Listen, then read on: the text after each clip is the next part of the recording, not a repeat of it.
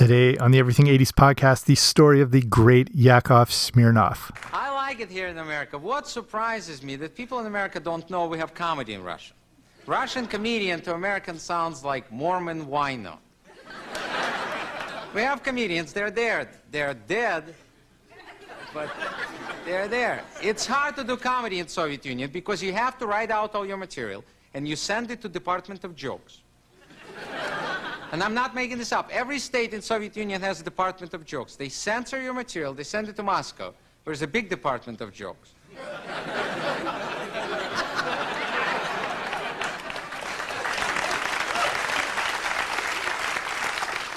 They send it back to you censored. You have to stay with the script. You cannot improvise. If someone heckles you from the audience, you can't say, like, your mother wears army boots.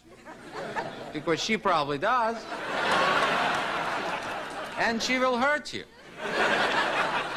You have to be very careful what jokes you pick. If you say, like, take my wife, please, you get home, she's gone.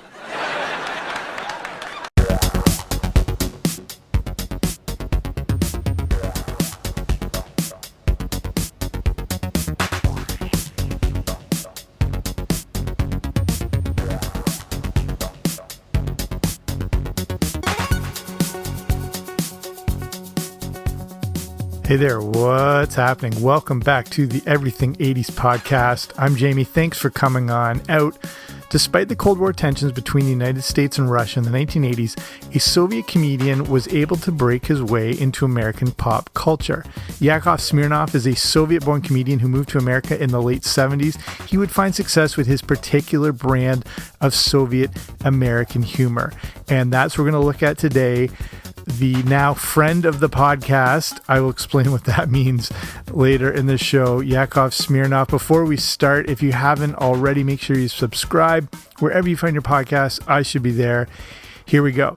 So, obviously, I grew up in the 1980s, and the thing is, when it came to late night TV talk shows, we really only had a few options. Today, there's honestly 12 to 15 late night shows you can watch. It's ridiculous.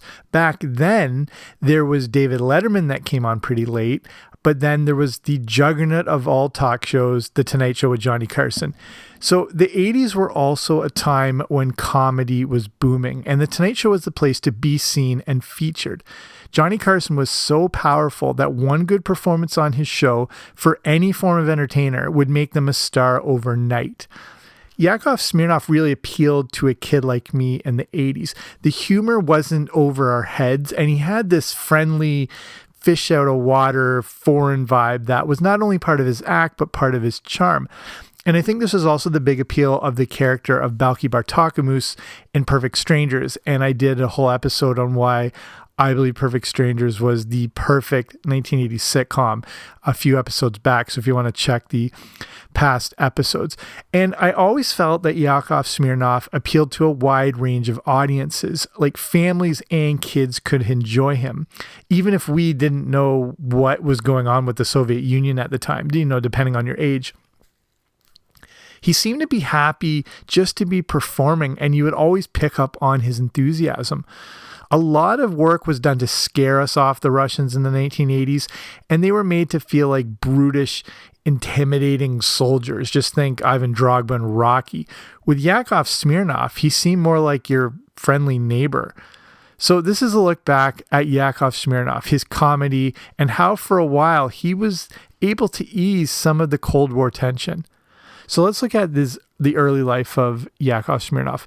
He was born, full name Yakov Nomovich Pokas, on January 24th, 1951. He was actually born in the Ukraine, in the town of Odessa, right near the Black Sea, but it was then part of the Soviet Union. Life in Odessa was a little bleak, but Smirnoff claims that he did not know any different. He grew up in a communal apartment where 9 families would live. All 9 families would share one kitchen and one bathroom for 20 people. They didn't have a phone or a car, but this was just normal life to them. He and his whole family basically lived in the same room for 26 years. Smirnoff got into comedy quite early, as Odessa was considered the capital for humor in the Soviet Union. The city served as a port, so a lot of different people from different cultures would make their way through, and they would come in with their different ideas and their different jokes, and the humor they had all came into the town he lived. As a kid, Smirnoff would spend his time memorizing jokes from friends and the jokes he'd hear from those around him and from people passing through. And, he'd listen to the odd radio comedy performance, and he really just, absorbed all the comedy he heard. The crazy thing is, the only jokes they would hear were the ones that made it through the censors. You heard in that opening little monologue bit he had from The Tonight Show talking about this, but this is a real thing. I'd never heard of anything like this. And I'd watched several interviews with Smirnoff, and he explained how there was a real minister of jokes. Every state has a minister of culture in Russia at the time, and they had different departments to be able to control everything that was coming through. There was even a department of poetry, if you can believe it or not. So let's look at his early comedy career. Around the age of 24, Yakov Smirnoff would perform stand-up comedy on cruise ships that would travel around the Black Sea. But again, he was always at the mercy of the Russian censors. His stand-up comedy acts would have to be approved beforehand by that minister of jokes, and they weren't allowed to talk about politics, government, sex, religion, any of that stuff. I think this is why his act works so well for a wide variety of ages. Since he had to take out a lot of the controversial stuff, he had to focus on a cleaner, less blue variety of comedy, and this works very well for network TV. It's a lot like Jerry Seinfeld, who could work dirty if he had wanted, but just chose not to go that route. This approach makes you find more day-to-day, less offensive, observational humor that everyone can relate to. You may like the most offensive humor in the world, but the simple concept of why airlines hand out such small packages of peanuts can still be found funny. Since Smirnoff had no choice but to develop an act that was politically correct in Russia, it would end up being able to transfer over to a wide variety of audiences and audience range in North America. Let's go back to the cruise ships, though. It was around this time that Smirnoff says he started recognizing something about America. The cruise ships would appeal to people from a lot of different countries, including English-speaking ones. Smirnoff would act as comedian and MC, using an interpreter to get his jokes across. People in the Soviet Union at the time were apparently not even really allowed to leave the country, and they didn't have that much exposure to foreign people. But the jokes and the charm of Yakov Smirnoff were resonating with the foreign audiences. So was there an actual possibility of being able to leave the Soviet Union? Smirnoff tells an interesting story where he thought he was fired from the cruise ship as he was asking if they would allow his parents to have a cabin for a short vacation. A messenger would come to their apartment with tickets for him and his parents for the next cruise. Since the cruise ships were owned by European companies, they did the usual thing of rewarding talent. This did not happen in the Soviet Union, and it made Smirnoff think that if he was an above-average talent in another country, he would get even more rewards and things. He would learn that this is how countries like America worked, and it planted a seed in his brain. In the late 70s, the Soviet Union was facing its own problems with supplies and had to strike up a deal with then-President Jimmy Carter. Since the U.S. was supplying a vast majority of the wheat to the Soviet Union, it opened up the option of the favor being returned in the form of different types of exchanges. One type of exchange involved the opportunity for people to leave for America. The Soviet Union, however, was doing everything they could to not have people leave. One such stipulation they put in place was that if a younger person was going to leave, his parents had to go too. This was an ideal situation for Smirnoff and his parents, and even though it took years, he eventually got a visa. So now he makes his way to America. Yakov Smirnoff's mother was hesitant to go, but both Yakov and his father were excited to leave Russia for the U.S., despite none of them speaking English. Their lives were so regimented, and the newfound freedom was a bit overwhelming to deal with. It was 1977, and he and his parents were now living in New York City. Since he didn't speak English yet, he spent his early days working as a busboy and bartender in the Catskill Mountains of New York State. As his English developed, he was able to start working on his comedy. One issue right off the bat was that of his name. Yakov Nomovich Pokus doesn't exactly roll off the tongue and wasn't very accessible for American audiences. He chose the name Smirnoff as not surprisingly, he thought it was something more recognizable, and he had learned about the brand name from his bartending days. So if you ever thought it was a vodka-related thing, you're completely right. He had started performing his comedy in the late 70s and 1980s, and then would move to Los Angeles with his father. This blows my mind, but while in LA, he would be roommates with the legendary Andrew Dice Clay. I need to do a show all about Andrew Dice Clay. And also Thomas F. Wilson, aka Biff Tannen from Back to the Future. All three of them were roommates, which is nuts. He would begin performing at the famous Comedy Store, where he would hone his craft for the next few years. So finally, he gets his big break. Before he would appear on television across the country, Smirnoff got a small role in 1984 in a film called Moscow on the Hudson, featuring another young up-and-coming comedian named Robin Williams. Williams was playing the role of a Russian, and Smirnoff would help him develop the proper accent. And again, I don't know how big a fan you are, but Smirnoff was in some significant 80s movies, including Buck Rye Banzai, Brewster's Millions, and The Money Pit. I remember seeing The Money Pit at one point, and I think I was only around 10 years old or so I don't remember much, but definitely remember that scene with the toilet. If you've seen that movie, you know exactly what I'm talking about. Then I'd say one of his real big breaks was appearing in a 1985 Miller Lite commercial. And I recommend going to the show notes for this episode, the blog version of this, because I've got links to other bits of his stand-up and this commercial and everything. So it's everything80spodcast.com/Yakov Smirnoff. Or wherever you're listening, there should be a link to take you there, just if you want to see some more of this stuff. So this is back in the day where, there's only 3 networks and commercials were really big water cooler talk. Everyone saw big commercials, so this was one that made beer commercials really resonated well. So this is one that connected with a lot of people. Then he would start appearing on The Tonight Show, and that really launched his fame. This would lead to other TV appearances, including guest spots on Night Court. If you remember, he showed up on that. Then he appeared in the starring role, which was called What a Country, perfectly named, and it was a Smirnoff-driven vehicle to help launch him. And it was about a cab driver in America studying for his citizenship test, so a little bit of real life meets art sort of combination. You can, again, I got the links here. Some of these shows are still up on YouTube. You can just search for it, called What a Country. And, like a lot of great American sitcoms, this was based on an original British comedy called Mind Your Language. We obviously all know about The Office, but there's some other ones like Three's Company was based on an English show. And the original Three's Company pilot is like a shot for shot, line for line remake of an old British comedy. So What a Country debuted on September 27th, 1986. It only lasted for one season of 26 episodes. But the show could have been a bit bigger. It starred the great Don Knotts. It also starred George Murdoch. You might know him as Yuri Testikov in the Marine Biologist episode of Seinfeld. It also stars Harry Waters Jr., who played Marvin Berry in Back to the Future. So most people at first, myself included, had thought that Yakov Smirnoff was just playing the part of being a Russian, but he was the real deal. It wasn't a fake accent. That's exactly what he sounded like. And again, it gave a new impression that Russia had regular people just like we did. So with guys like this, what was there to be afraid of with the Soviets? So now, of course, comes the collapse of the Soviet Union. And at this point, Yakov Smirnoff's a household name, and he's making a really good living by performing in places like Vegas and Atlantic City.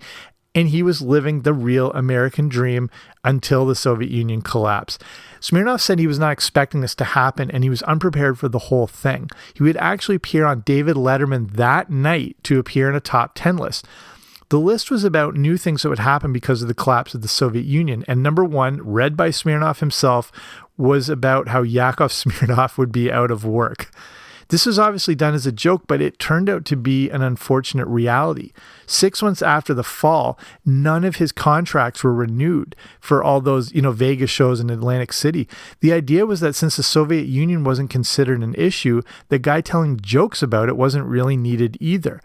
No one wanted to touch Smirnoff, and he couldn't get work at casinos or even small clubs at that point. So how could he find a place that was pretty out of touch, didn't necessarily know the Soviet Union collapse, and he could continue his specific brand of humor. Well, if you've been on YouTube at various points in the last 3 or 4 years, you know all about Yakov's dinner adventure in Branson, Missouri.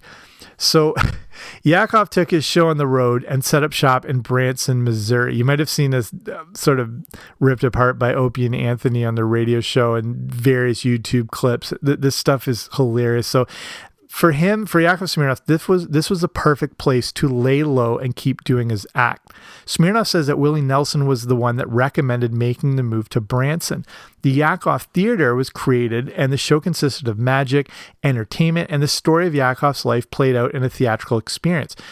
This is also, just pure dinner theater at its best. So not only did it include dinner, you're going to have to, if this is all new to you, you're going to have to go in the show notes and just watch this stuff.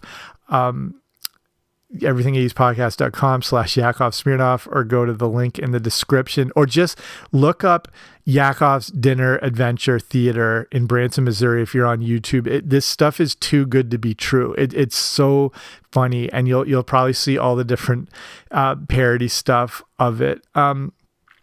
Believe it or not, Yakov Smirnoff played in Branson for 20 years. And people have poked fun at the show and everything like that, but it actually has some really great reviews on Google and TripAdvisor. So during this whole era of the Cold War tensions, Yakov Smirnoff, he seemed to lighten the mood, and that sort of American Soviet humor made its way into politics. Again, I'm not sure how old you are, but you either remember the seriousness or maybe remember how there were jokes sort of at the expense of both countries, and Yakov had kind of, again, people didn't know if it was a complete act or not, but there's just this awareness and trying to find humor in a very tense situation. And, he helped take the edge off it a bit. And it's fascinating to have watched his evolution into pop culture in the 80s. And I don't think this would have worked at any other point in history, really, or have worked as well. Either way, this American sort of Soviet comedy was easing the tension a bit, and then, slowly making its way into American politics. Yakov would end up going to perform at the White House and meet President Reagan and Bush. Ronald Reagan had really gotten on board with the Soviet jokes, and he loved to find stories of jokes being told between Russian citizens that he would use in his own speeches. He loved to poke fun at them. He loved Yakov Smirnoff for everything he did. There's a few quotes here I found from speeches. One's an address that Ronald Reagan made to the company employees at Reynolds Metal, March 28, 1988 in Richmond, Virginia. Reagan explained how there was a 10-year wait for the delivery of a new car in the Soviet Union. It was quite a process to be able to buy a car, and eventually, you had to put up the money way in advance. So here's the joke. This man laid down his money, and the fellow who was in charge said, "Okay, come back in 10 years and get your car." The buyer said morning or afternoon. And the fellow behind the counter said, 10 years from now, what difference does it make? And the buyer said, well, the plumber's coming in the morning. So I've got another one here. Again, I got links to all these things if you want to see them. This one, Reagan claims to have told this joke to Mikhail Gorbachev. An American and a Russian arguing about their two countries. And the American said, look, in my country, I can walk into the Oval Office. I can pound the president's desk and say, Mr. President, I don't like the way you're running our country. And the Russian said, I can do that. The American said, you can? The Russian said, yes, I can go into the Kremlin to the secretary's office, pound his desk and say, Mr. General Secretary, I don't like the way President Reagan's running his country. And the last one I love, Reagan told this joke to Gorbachev. So he said, one of the most recent jokes I heard was about the man walking along the street at night in Moscow. A Soviet soldier called to him and said, halt. So the man started to run, and the soldier shot him. Another man said, why did you do that? The first man said, curfew. Well, it isn't curfew yet, he said. I know. He's a friend of mine. I know where he lives. He couldn't have made it. So what is Yakov Smirnoff doing today? Turns out he is one smart Cookie, or Pechenye, if I'm saying that right, he's now a doctor. In the last year or so, he has moved in the area of psychology and is getting a better understanding of things like the science of humor, among many other things. He explained his new journey on the Dr. Drew After Dark show I saw about his interest in psychology, and especially the psychology of laughter. And that took him to the University of Pennsylvania to study psychology. Then he got his master's degree at UPenn. Smirnoff decided after that wasn't enough, and he wanted to continue his research into the psychology of laughter and humor. He then got a doctorate degree at Pepperdine University. His whole dissertation was based on the law of laughter, and he actually developed a formula of how laughter can be created, whether in a relationship or in front of a comedy crowd. So the idea with the formula is that you need one, complementary opposites. This would be the performer and their audience. Two, you need to meet the audience's needs, and they need to meet your needs. Now there's a complementary exchange happening when the comedian tells a joke and the audience laughs. They are now both exchanging a currency, which is important to both. In this case, the currency is laughter. And three, both need a shared sense of humor. The comedy can't go over the audience's head, be too lowbrow, and it needs to be understood by them. These three things add up to laughter. And the work he does shows how this can happen on a small one-to-one scale, or if it's a comedian in front of 10,000 people. I was watching a lot of interviews with him. He's truly a brilliant, brilliant man. So as we're winding down, I want to look at a few sort of the classic Yakov Smirnoff jokes from various Tonight Show appearances. There's tons, ones like, there are no things like American Express. They give you Russian Express. Don't leave home. I make fun of Cleveland because everyone makes fun of Cleveland. Every country has one city people make fun of. In Russia, we used to make fun of Cleveland. Now, I saw an ad in the paper that said, we guarantee our furniture and we stand behind it for 6 months. That's the reason I left the Soviet Union. In America, you can always find a party. In Soviet Russia, party always finds you. So finishing up here, it was awesome to go back and dig deeper on the great career of Yakov Smirnoff. I love comedy, and when I think of the 80s and comedians, he always comes to mind. He's one of those great regular fixtures you would always see on The Tonight Show and in different forms of media. And his comedy made a long-lasting impact as those, in Soviet Russia, which is now known as Russian reversal, jokes were just kind of everywhere. When you go back and watch his original comedy and performances, you can see how he influenced a lot of future comedians. You can also really see where Sacha Baron Cohen got a lot of Borat influences. So, it's really a From Russia with Love story. And this, is all based on a blog I wrote. And I actually reached out to him, to Yakov Smirnoff, on Twitter, and I sent him the article. And he actually wrote back and said, "Dear Jamie, wonderful job. You know more about me than I know. Thank you for sharing it with me." So that was kind of a mind-blowing thing to have watched this guy and admired him as a little kid, and then be able to learn more about him and then connect with him in this way. It kind of a surreal thing. So I'll finish it up there. Hopefully you're a fan of Yakov Smirnoff the way I was. If not, hopefully you're interested in, seeing more about him, or, looking back, or maybe you remember him vaguely or whatnot. So hopefully you learned some stuff here. But thank you for taking the time to listen to this podcast. As I finish, I just want to do a quick little reminder about patreon.com if you're looking for a way to support a show like this, something that's, a specifically unique topic where I'm looking at, pretty much only 1980 stuff. And patreon.com, if you haven't heard of it, is a way for just like a few bucks a month to support these smaller independent shows. But then you get,